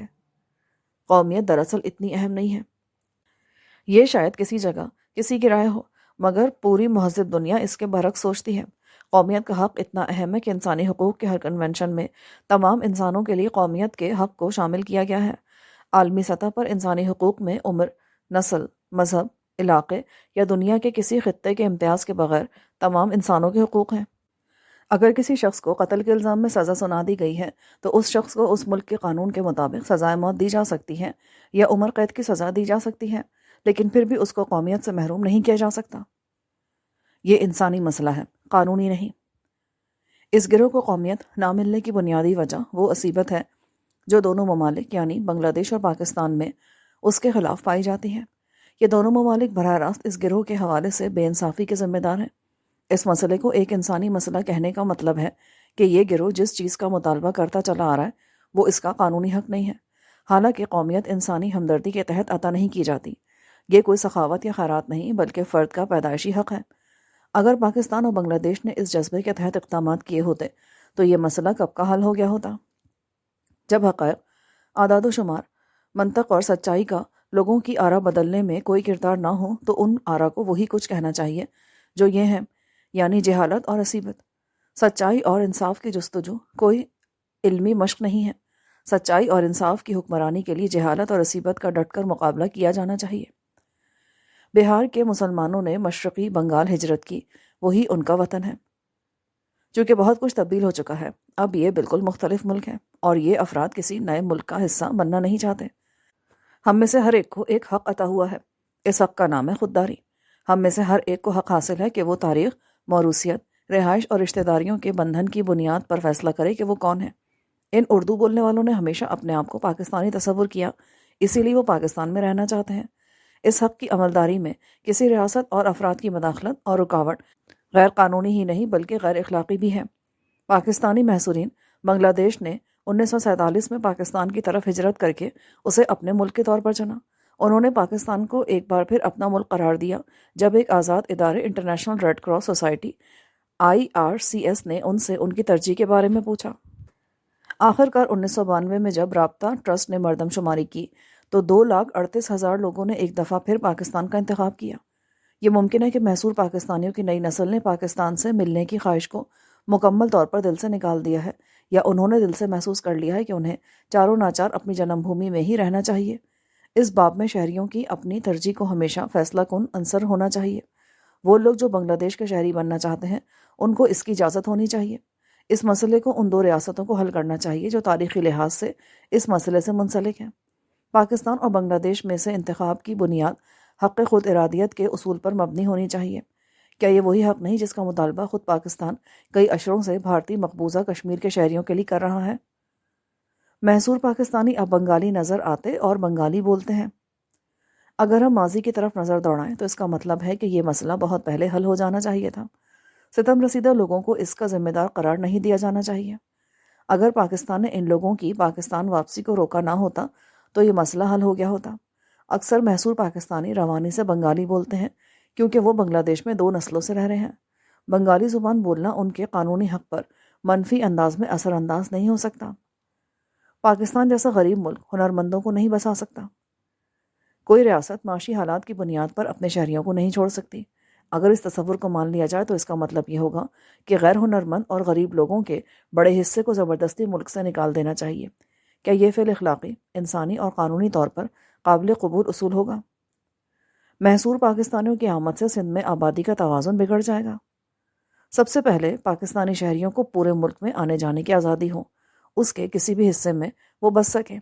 اگر ریاست کے تمام شہری برابر ہیں تو کسی نسلی حیثیت کا اس برابری میں کوئی عمل دخل نہیں ہونا چاہیے۔ یہ اعتراض بلا شک و شبہ قانونی لحاظ سے کوئی حیثیت نہیں رکھتا۔ کیا حکومتوں کی ذمہ داری ہے کہ وہ ملک میں آبادی کے لحاظ سے کوئی ایک خاص طریقہ کار اپنائیں یا پیدا کریں؟ اس مقصد کو تو صرف اس صورت میں حاصل کیا جا سکتا ہے کہ شہریوں کی بین الصوبائی ہجرت پر پابندی لگا دی جائے یا ملک کے اندر مختلف قومیتوں میں ایک خاص شرح پیدائش اور شرح اموات قائم رکھی جائے۔ لیکن اس طرح کے تمام اقدامات کسی بھی ملک کے آئین اور قانون کے خلاف ہوں گے۔ حقیقت میں اس طرح کے انتظامات ناممکن بھی ہوں گے۔ تازہ ترین اعداد و شمار کے مطابق اردو بولنے والے سندھ کی آبادی کا 21% ہے، جبکہ سندھی 60%، پنجابی 8%، پٹھان 5% اور بلوچ 2% ہیں۔ صوبہ سندھ کے قائدین کا کہنا ہے کہ سندھیوں کی آبادی کو تشویشناک انداز میں کم دکھایا جاتا ہے کیونکہ دور دراز اور دیہی علاقوں میں مردم شماری درست نہیں ہوئی۔ اگر سندھ میں اردو بولنے والوں اور بسنے والوں میں سے ہر ایک کو بھی گن لیا جائے تو اعداد و شمار کے حساب سے ماپے جانے کے بعد بھی اس کا کوئی اثر سندھ کی آبادی کی حیت پر پڑنے والا نہیں۔ دوسرے ملکوں کی طرح پاکستان میں بھی آبادی کے کئی رجحانات ظاہر ہو رہے ہیں۔ یہ حکومت کی ذمہ داری ہے کہ وہ آبادی کے نئے پیدا ہونے والے رجحانات کی منصوبہ بندی کرے اور انہیں قومی مفاد کی خاطر اس حد تک تبدیل کرنے کی کوشش کرے جس حد تک بنیادی حقوق اور آزادی کا خون نہ ہو یا امتیازی قانون سازی نہ ہو۔ یہ اعتراض لسانی اقلیت کے خلاف عدم برداشت کا مظہر ہے۔ محصورین کو واپس لانے کے لیے مناسب سہولیات تیار کی جائیں۔ اس قسم کی گفتگو واپسی کے راستے میں ایک رکاوٹ ہے۔ یہ معاملات کو التوا میں ڈالنے والی بات ہے۔ شہریوں کو پہلے آنے کی اجازت دی جانی چاہیے۔ واپسی کے مسئلے کو پہلے ہی دیر ہو گئی ہے جس میں 47 سال بیت گئے ہیں۔ اگر ملک ایک نسل کے جوان ہونے تک کوئی سہولت تیار نہیں کر سکا تو مستقبل قریب میں بھی وہ ایسا نہیں کر سکے گا۔ مناسب وسائل مہیا نہ ہونے والی بات فریب دہی یا خود فریبی کے سوا کچھ نہیں۔ کیوں نہ بہاریوں کو وہیں مدد بہم پہنچائی جائے جہاں وہ بیٹھے ہیں۔ یہ بات ان اردو بولنے والوں کے لیے بہت مناسب ہے جو بنگلہ دیش کے شہری بننا چاہتے ہیں اور وہاں رہنا چاہتے ہیں۔ محصور پاکستانی غربت کی وجہ سے جرائم کی زندگی اپنا چکے ہیں۔ یہ بات جہریت پر مبنی ہے کہ جس میں ستم رسیدہ لوگوں پر بغیر کسی ثبوت کے الزام لگا دیا جائے اور خوف خدا رکھنے والے محنتی لوگوں کی پوری جمعیت کو اس میں ملوث قرار دے دیا جائے۔ یہ ناانصافی کے ساتھ ان پر تکلیف دہ بہتان طرازی بھی ہے۔ دوسرے گروہوں سے کی گئی ناانصافیوں کے خلاف کوئی کھڑا ہوگا؟ تمام شہریوں کو معاشرے کے کسی فرد کے خلاف کی گئی ناانصافی کے خلاف متحد ہو کر کھڑا ہونا چاہیے۔ آئیے ہم ایک سوال پوچھتے ہیں، کیا ان لوگوں کو یوں ہی چھوڑ دیا جاتا اگر ان کا تعلق پاکستانی آبادی کے اکثریتی گروہوں جیسے سندھیوں، پنجابیوں یا پٹھانوں سے ہوتا؟ ہر معاشرے میں چاہے وہ نیا ہو یا پرانا، بڑا ہو یا چھوٹا، اس میں علاقے، رنگ، زبان، مذہب، مسلک، پیشہ اور سیاسی نقطہ نظر سے بے شمار چھوٹے لسانی اور نسلی گروہ بھی موجود ہوتے ہیں، مگر ان میں سے کسی ایک کے حقوق کے تحفظ میں ناکامی ہم سب کے حقوق کے تحفظ میں ناکامی شمار ہوتی ہے۔ مستقبل ایک لمبا عرصہ ہے اور آپ کے ساتھ یا آپ کے گروہ کے ساتھ کچھ بھی ہو سکتا ہے۔ اگر آپ دوسروں کا تحفظ نہیں کرتے تو آپ کا تحفظ کون کرے گا؟ محصور پاکستانیوں کے لیے معاشی مواقع۔ وہ کون سا شہری ہے اور دنیا کے کون سے ملک بشمول پاکستان میں رہتا ہے جو معاشی طور پر یا کسی اور سمت میں ترقی نہیں کرنا چاہتا؟ یہ شہریوں کا حق اور فرض ہے کہ وہ اپنے اور اپنے لوگوں کے بہتر مستقبل کے لیے کام کریں۔ اردو پاکستان کی قومی زبان مگر اردو بولنے والے کے خلاف تعصب۔ سرکاری طور پر اردو پاکستان کی قومی زبان ہے۔ پاکستان اور اس کے صوبے اس بات کا چناؤ کر سکتے ہیں کہ کون سی سرکاری زبان ان کے بہترین مفاد میں ہے۔ اردو کا چناؤ بطور سرکاری زبان اردو بولنے والوں پر مہربانی نہیں ہے۔ اردو بولنے والے محصورین پاکستان کا دیس نکالا نسلی طور پر وہ شکایت ہے جس کا ازالہ کیا جانا ضروری ہے۔ یہ ساری صورتحال ہمیں کہاں لے جائے گی؟ یہ بیان کردہ اعتراضات اور احساسات نشاندہی کرتے ہیں کہ اردو بولنے والے محصورین کو پاکستانی نہیں سمجھا جا رہا، اس لیے انہیں ملک سے باہر ہی رکھا جانا چاہیے۔ ہو سکتا ہے کہ یہ صوبہ سندھ کے کچھ لوگوں کے حقیقی احساسات ہوں۔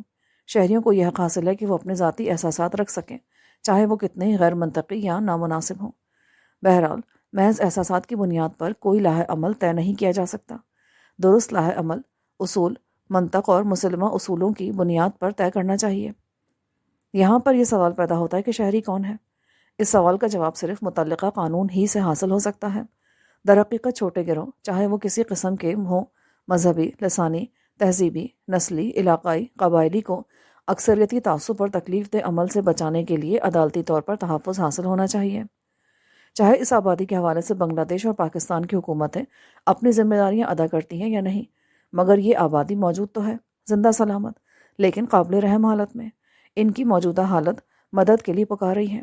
پاکستان نہ صرف اس مسئلے کو نظر انداز کرنے پر تلا نظر آتا ہے، بلکہ ہزاروں لوگوں کو کمپیوٹرائز شناختی کارڈ جاری کرنے کے حوالے سے انکار کرتے ہوئے یہاں کے حاکم طبقوں کی ہر ممکن کوشش ہے کہ اپنی آبادی کے درمیان ان بے ملک لوگوں کا درجہ اور کم کریں۔ بنگلہ دیش میں حالیہ پیش رفت۔ 2003 میں ووٹ کا حق دیے جانے کے حوالے سے کیمپ کے 10 مکینوں کی درخواست پر بنگلہ دیش ہائی کورٹ نے فیصلہ دیا کہ اردو بولنے والے کیمپوں میں مکین بنگلہ دیشی شہری ہیں۔ اس کے بعد 5 سال تک حکومت بنگلہ دیش نے کیمپوں میں رہنے والوں کے لیے شہریت دیے جانے کے حوالے سے کوئی مثبت قدم نہیں اٹھایا۔ لہٰذا 2.5 لاکھ لوگوں جن کو عدالت نے بنگلہ دیشی شہری قرار دیا کو کسی قسم کی سرکاری مراعات نہیں دی گئی، مثلاً پاسپورٹ کا اجرا، ڈرائیونگ لائسنس، تعلیم، طبی امداد اور اس طرح کی بے شمار چیزیں۔ بے شک اس حکم میں کئی چیزوں کا ذکر نہیں ہے، مثلاً جائیداد کی واپسی، تعلیم یا طبی امداد کی فراہمی، یا اس دکھ کا مداوع جس کا نشانہ یہ لوگ پچھلے 40 برسوں سے بن رہے ہیں۔ چند برس پیشتر عدالت نے بنگلہ دیش الیکشن کمیشن کو یہ حکم دیا کہ اردو بولنے والوں کو آنے والے انتخابات میں ووٹر کے طور پر درج کیا جائے۔ لوگوں کے منفی رویوں کا دباؤ اس قدر ہے کہ ان لوگوں کی زندگیوں کی حالت میں بھی قابل ذکر بہتری نہیں آئی، جو اپنے آپ کو بنگلہ دیشی کہلوانا چاہتے ہیں۔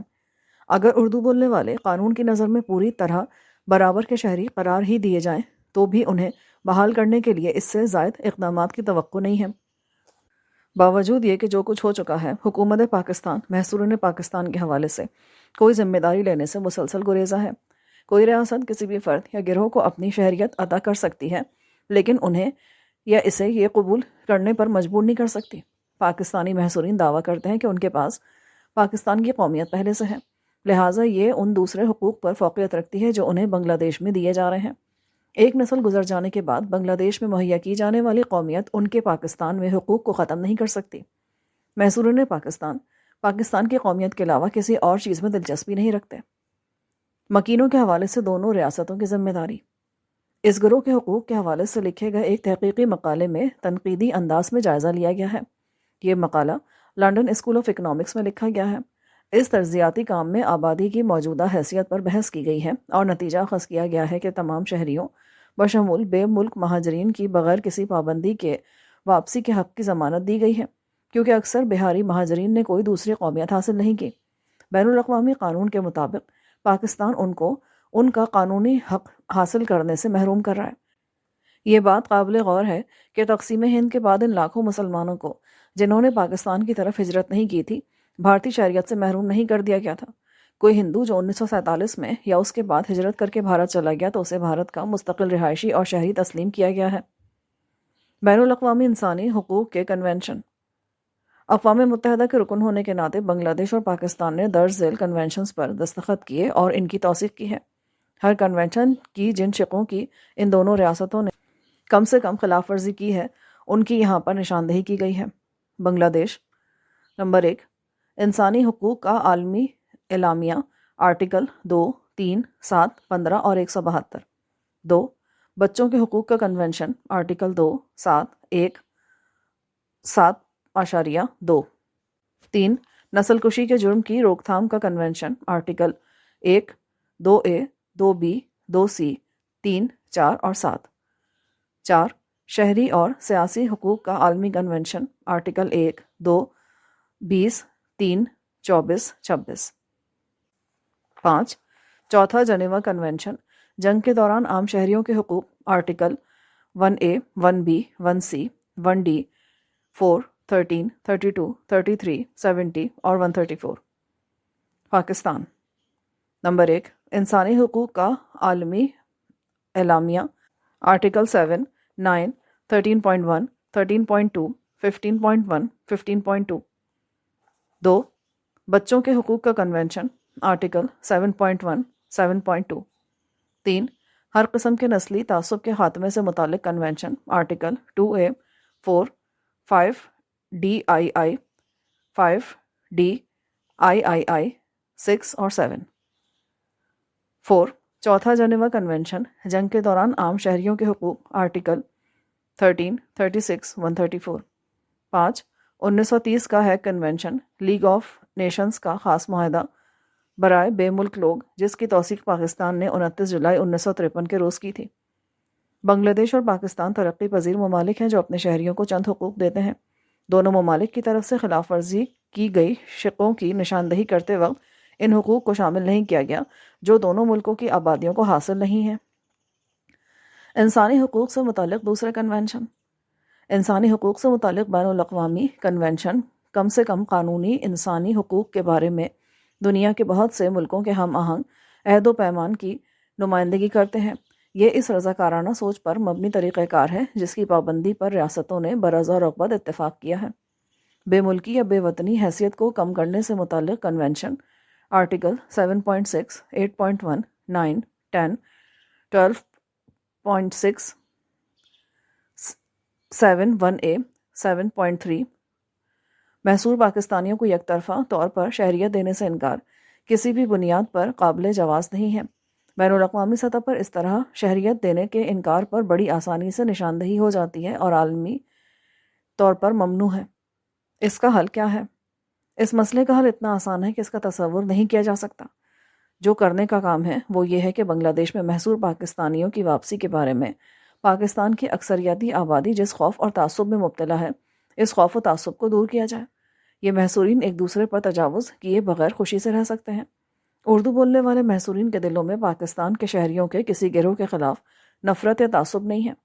जब पाकिस्तान ने जन्म लिया था तो वो पाकिस्तान ही के लिए थे और वो अपनी मौत तक पाकिस्तान के साथ हैं। वो कभी भी पाकिस्तान को अपने दिलों से महव नहीं कर सकते। मुतासरीन की जिम्मेदारी। मैं बांग्लादेश में बसने वाले गुर्बत और बेकसी के मारे उर्दू बोलने वाले अक़लियती गिरोह की काबिल रहम हालत का अंदाज़ा लगा सकता हूँ।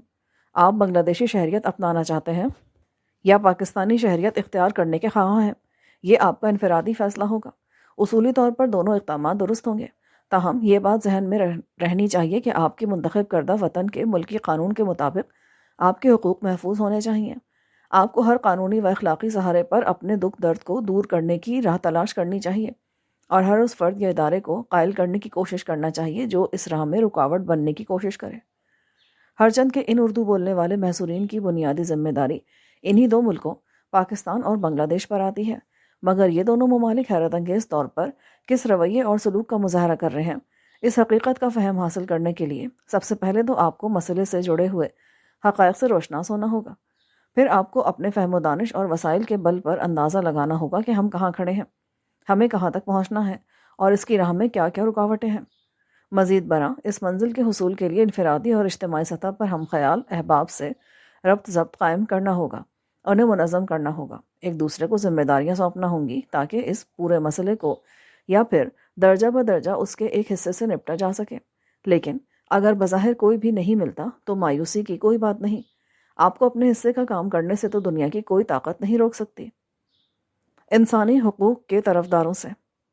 आप इन मजलूमों के हमवतन हैं या हमवतन नहीं हैं, मगर आपको उनके मसले से बाखबर ज़रूर रहना चाहिए।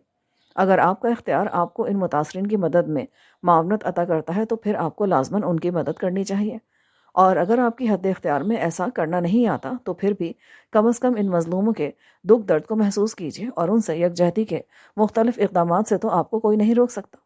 इसलिए आपका दामन महसूरून पाकिस्तान की अखलाकी मदद के लिए तो बहर सूरत हाजिर रहना चाहिए। हुकूमत पाकिस्तान के इक़दामात। दर्ज झेल वो इक़दामात हैं जो बहुत पहले ले लिए जाने चाहिए थे, लेकिन अभी भी इतनी देर नहीं हुई। पाकिस्तान को वाज़ेह और नाकाबिले तनसीख ऐलान करना चाहिए कि वो बांग्लादेश में महसूर पाकिस्तानियों को अपने शहरियों के तौर पर कबूल कर लेगा। अपनी तमाम तर वजारतों, महकमा जात, कॉरपोरेशनों, एजेंसियों, सफारत खानों और मुलाजमीन को हुक्म और हिदायत जारी करेगा कि वो उन्हें अपने तमाम शहरियों के से हुकूक दें। राब्ता ट्रस्ट की तरफ से 1992 में महसूर पाकिस्तानियों को जारी किए गए शनाख्ती कार्ड ज़ायदुल मियाद हो गए हैं। बाज़ ख़ानदानों को ज़रूरत होगी कि उनके शनाख्ती कार्डों की तजदीद की जाए या उनमें मुनासिब तरमीम की जाए। किसी भी सूरत पूरी आबादी को दोबारा से गिनने की ज़रूरत नहीं है। एक मरतबा जब कार्ड तकसीम हो जाए तो चार्टर्ड तैयारों के ज़रिए इन लोगों की वापसी शुरू हो सकती है। इनकी वापसी के टिकटों के लिए कुछ महसूर पाकिस्तानी खुद या पाकिस्तान में मौजूद उनके रिश्तेदार अदायगी कर सकते हैं। خود سے واپس آنے والوں کے لیے حکومت پاکستان ایک خاص مدت کے لیے اجازت دے سکتی ہے، مثال کے طور پر 30 سے 45 دن۔ اس مدت کے ختم ہونے کے بعد جو شہری اپنی واپسی کا کرایہ خود ادا نہ کر سکتے ہوں، ان کی واپسی کے لیے رابطہ ٹرسٹ کی رقم استعمال کی جائے۔ اگر یہ رقم کم پڑ جائے تو حکومت رقم مہیا کرے۔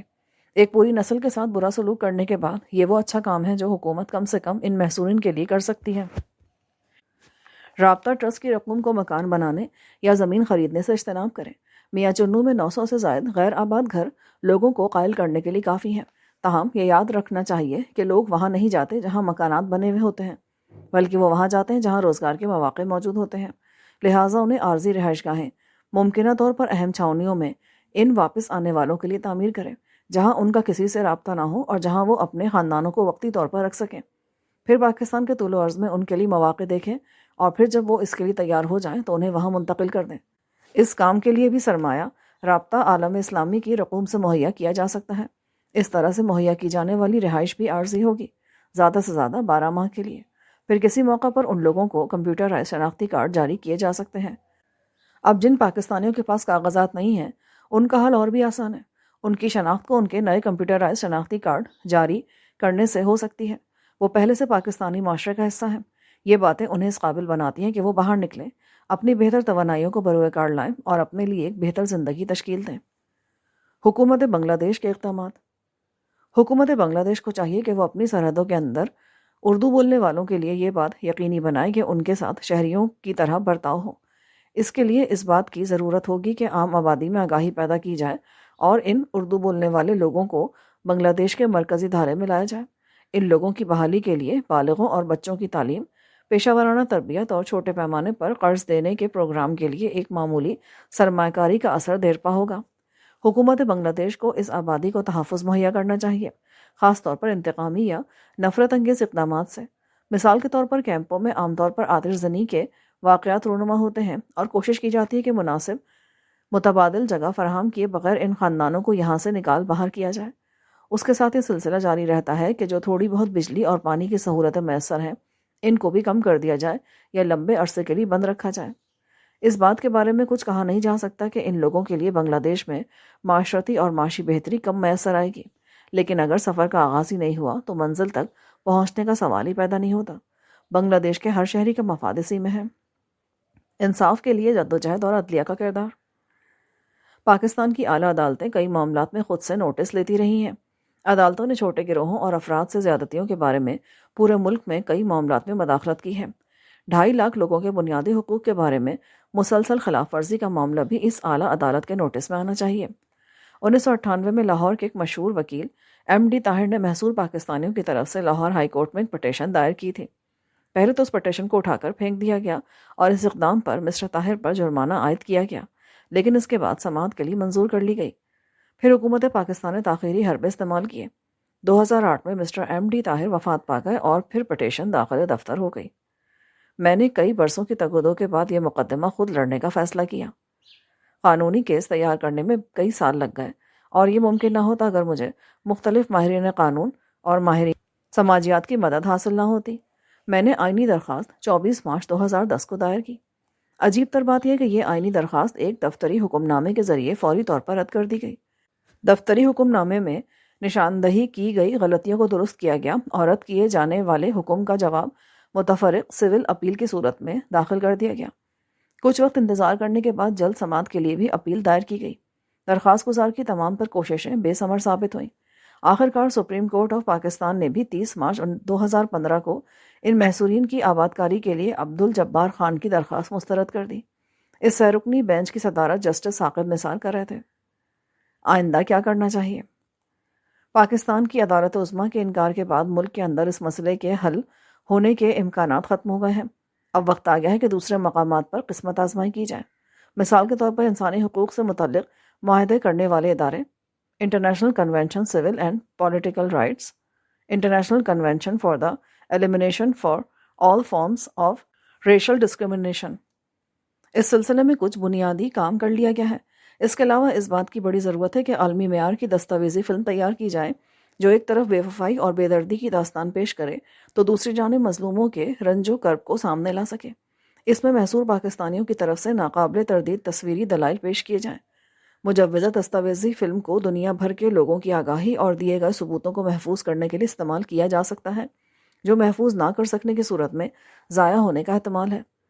محصور پاکستانیوں کی ضرورت ہے کہ اسلام آباد میں ان کی نمائندگی کرنے، اپنے آپ کو وقف کرنے اور اس مسئلے پر توجہ مرکوز کر کے مسلسل اور پیشہ ورانہ طریقے سے کام کرنے والے ہوں۔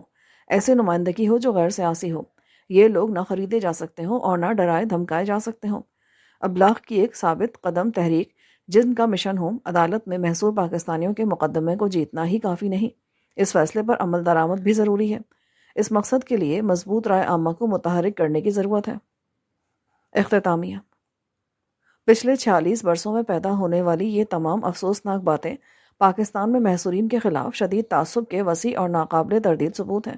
ایک ایسا ملک جس کی آبادی 18 کروڑ ہے اور جس کا رقبہ 7,96,000 مربع کلومیٹر ہے، پچھلے 40 برسوں میں اپنے 2.5 لاکھ ہم وطنوں کے ساتھ برے سلوک کے بارے میں کسی نچلی سطح پر بھی کوئی معمولی سا بھی احتجاج یا مظاہرہ نہیں ہوا۔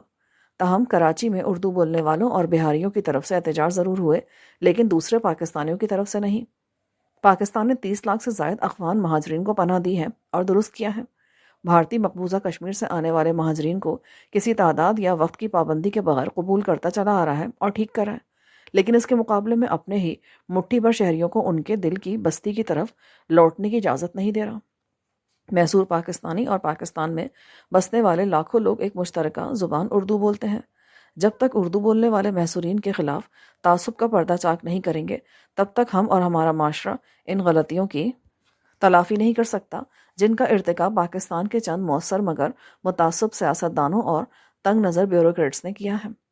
محصور پاکستانیوں کے حوالے سے بہت سی باتیں کہی جاتی ہیں، مثلاً یہ ایک انسانی مسئلہ ہے، یہ ایک پیچیدہ مسئلہ ہے، یہ ایک اخلاقی سوال ہے، اور یہ ایک سیاسی مسئلہ ہے جس کے لیے آرا کا اتفاق رائے ہونے کی ضرورت ہے۔ ہمارے نزدیک یہ تمام باتیں نامعقول ہیں۔ اصل بات ہے کہ پاکستان کی اکثریتی آبادی کی جانب سے ایک نسلی اقلیت کے خلاف عدم برداشت، بے حسی، سنگ دلی اور تعصب کا معاملہ ہے۔ چھوٹی باتوں کی آڑ میں اس گروہ کے بنیادی حقوق کی خلاف ورزی کی گئی ہے۔ اس صورتحال کو بغیر کسی تاخیر کے قانونی طور پر درست کرنے کی ضرورت ہے۔ صوبہ سندھ کے لوگ مدتوں سے اردو بولنے والوں سے پیار کرتے چلے آ رہے ہیں اور عمومی سطح پر ان کے دلوں میں کوئی تنگی نہیں ہے۔ اردو بولنے والے شہریوں کی برابری کے دعووں کا بھرم محصور پاکستانیوں کی واپسی میں ہے۔ تمام سیاسی فیصلوں پر بحث ہو سکتی ہے اور ان پر گفتگو ہو سکتی ہے، لیکن ہر پاکستانی کے بنیادی حقوق قابل احترام ہیں اور ان پر کوئی سودے بازی نہیں ہو سکتی۔ اگر انصاف میسر نہ ہو تو انسانی معاشرے تباہ ہو جاتے ہیں۔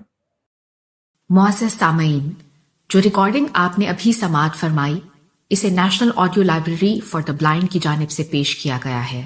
ہمارے یوٹیوب چینل کو لائک، سبسکرائب اور شیئر ضرور کیجیے۔